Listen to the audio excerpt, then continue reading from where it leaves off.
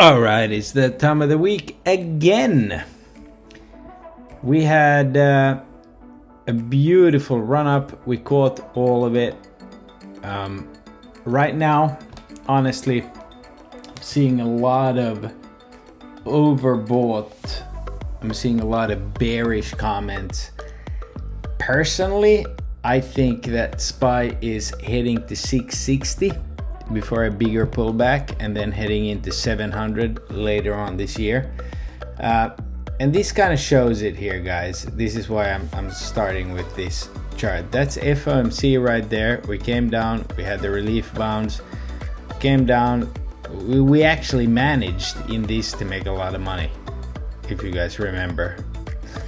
And then we've had this melt up where most of the moves have come overnight, right? So now we're back up here. What I would like to see is 2 days of chop. 2 days of chop, and then pretty quickly nullify the divergence and head higher. The reason behind that is the following.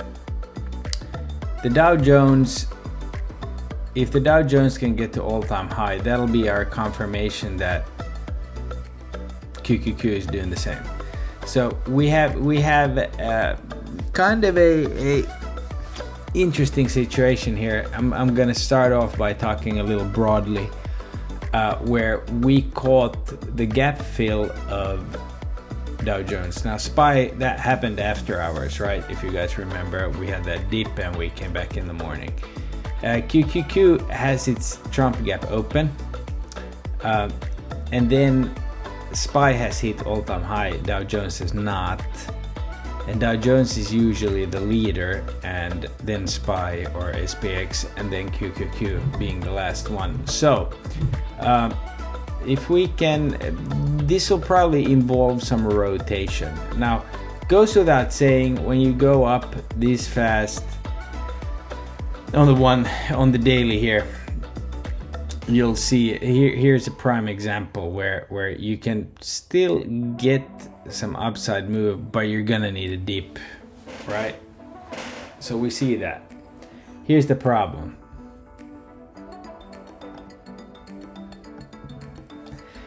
It's the weekly, and it's the weekly across the board. The weekly across the board says we're just getting started. And by that, look at this. We're kind of in the same situation here. Look at these candles. I know I got a fucking gazillion alerts here, but nevertheless, that's our weekly candle. We're at all-time highs on SPY. I think we're doing this here, where there's gonna be a major dip, and you should at least have like 5 to 10 grand, hopefully, to go long on that dip whenever it comes in the money a few weeks out, and you'll make a bunch of money. But same thing here. This was volatile. We had this, we had that, and we were grinding higher. Same here. We had that. We got a bigger dip, grinded higher. We already had the dip. Engulfing, bullish, follow through. The problem here is we're gonna start, looks to me we're gonna start trading all-time high price action. So what is all-time high price action trading look like? Well, we've done it many times. It is very slow.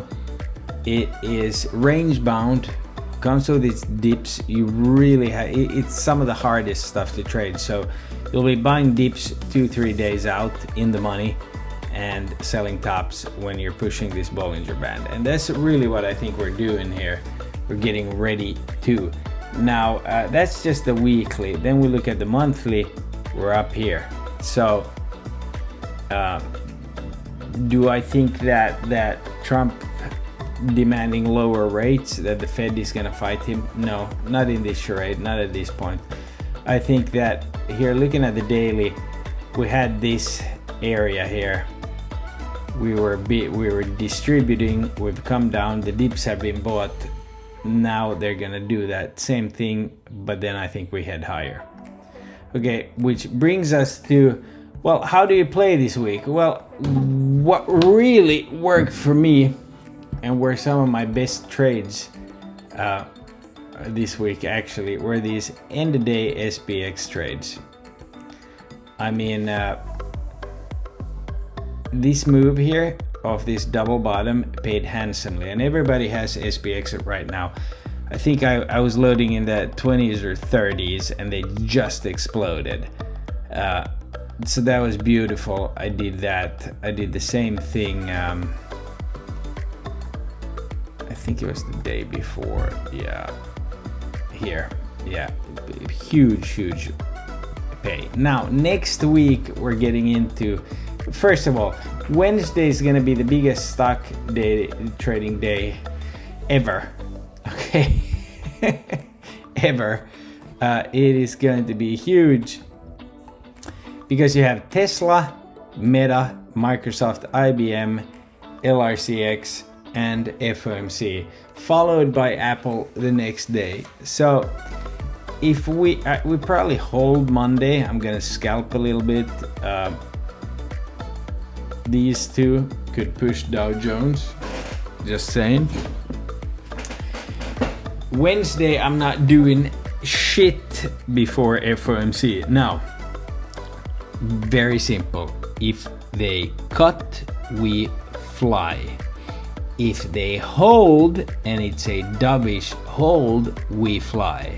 The only way we come down again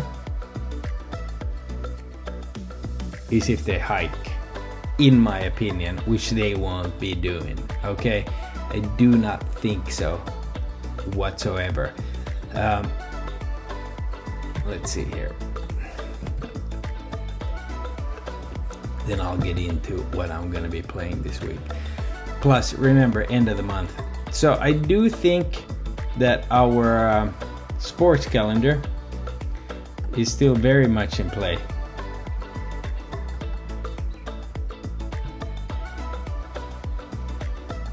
This guy. I think they're going to do this move.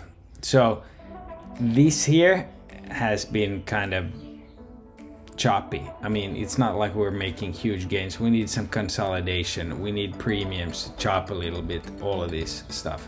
So which one has chopped the most? Well, I'll get to that, but let's run through the calendar real quickly. Monday, not expecting any big moves. Might just scalp, right? And there's nothing wrong with scalping, especially end of day or IB session. Okay, so I'm gonna list these. I always post them in the full moon circle, but Monday you got a early low, which has been as of late a bullish pattern. Tuesday you have an early low as well. Tuesday you're starting to see more data. Wednesday is the big day. You got an early high. You got Bank of Canada. They're slated to cut. I'm just here. Okay. They're at 3.25. They're looking at 3. So Fed is slated to hold. Let's see what Trump does here. It's gonna be very interesting. Very interesting. Because he wants this at 0. And we're at 4.5. So let's see how much pimp stick he has.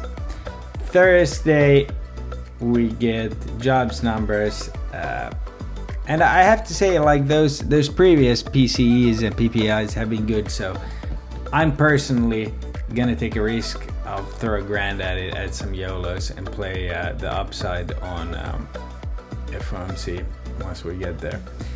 Thursday, we have ECB's rate decision. They're slated to cut as well. So you got Bank of Canada and ECB. Now, if you remember, both of those central banks have cut before the Fed, and they're slated to cut now. So what does that mean? That means that the next FOMC, if the Fed now holds, we are expecting a cut from the Fed which would put us in the spring. Where exactly? I think it's the March FOMC. Yeah, we're looking at a cut here, which will undoubtedly bring us higher. Okay, so I would expect some volatility and this and that from now on to then. Just putting it out there. I think that's what's gonna happen. But anyways, Thursday, we're getting into the end of the month. We got more data. These guys hiked, so this shit doesn't matter anymore, really. Friday, end of the month, core PCE forecasted to come in hot. I think that's your move to the upside, personally.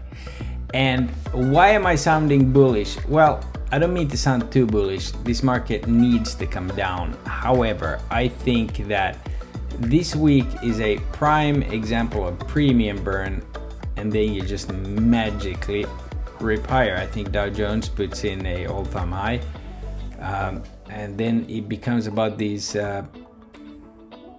tech earnings that I do not think are going to be bad.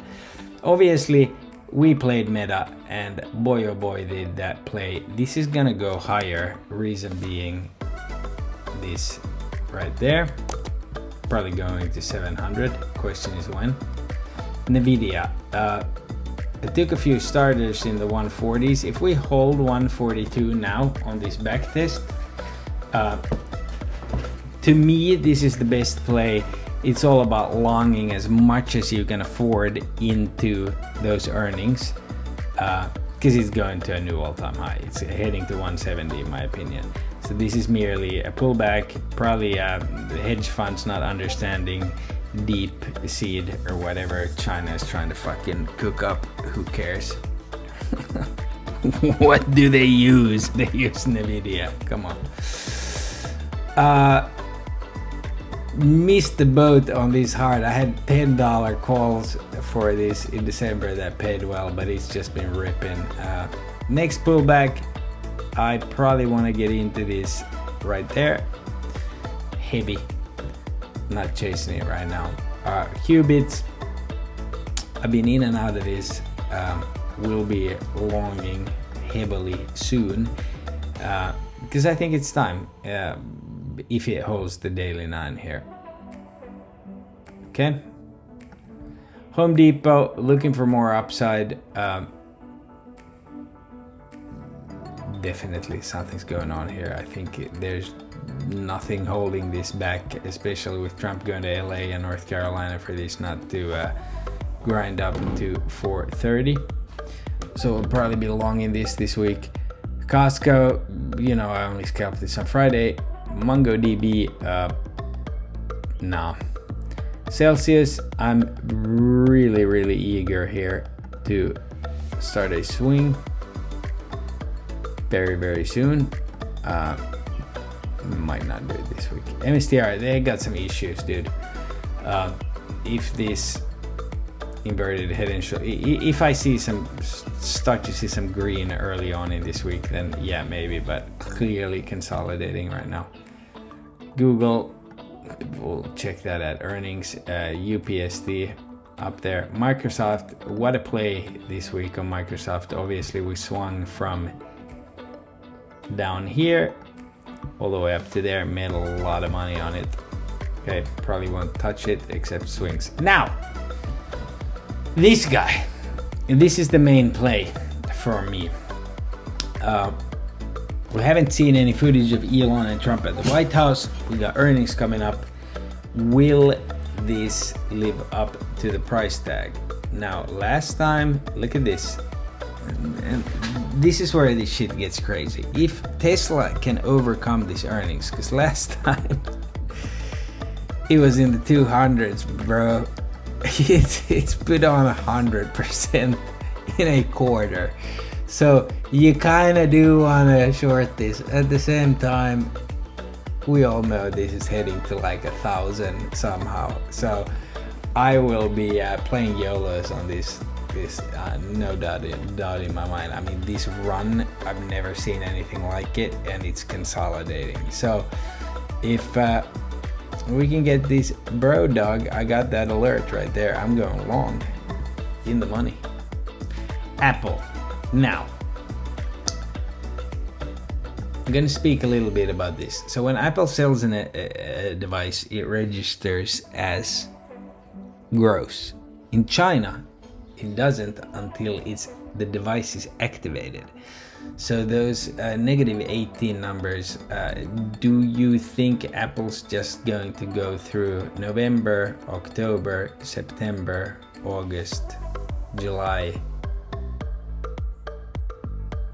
volume shelf? Or do you think that this is gonna bounce? I think this is gonna bounce, and I'll be longing it. Apple has done $8 days on shitty earnings. This is my second play this week, besides Tesla. As far as SPY, good old fucking SPY. Oh my god, this was some bullshit. Lost some money here. Nothing bad. I think we go and backtest this early in the week, and then probably spend most of the time Monday, Tuesday between this volume shelf and this. I'll be buying longs in the money off of this FOMC level. If we can trade into FOMC at the old FOMC, chances are we're gonna go higher, much higher. Where? Well,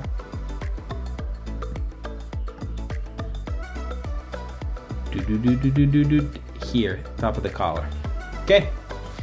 Hopefully that all makes sense to you. If you have any dark pool inquiries during market hours, you can always ask me. Again, they never sold the SPY dark pool. That's why I was very aggressive on buying those SPXs that paid a gazillion % again. You can see here Apple, they're starting to buy it, so might not be the biggest range, might be like an $8 SPY range. Pick your spots, but we can buy that bottom every time this week, in my opinion. With that said, I'm not gonna be too long-winded. God bless. We had a great week. Let's build on it. See you on Monday.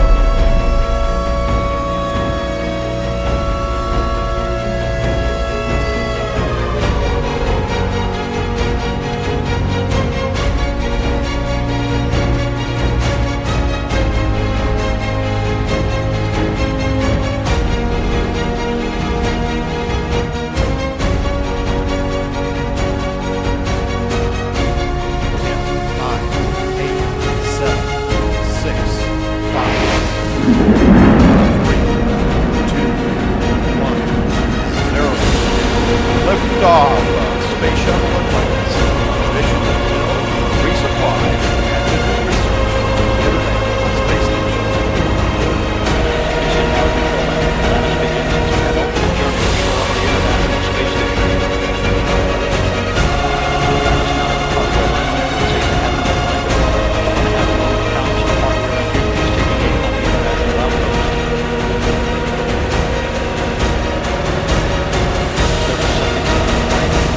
Atlantis almost 2 miles in altitude, almost 6 miles downrange from the Kennedy Space Center already, traveling 500 miles an hour.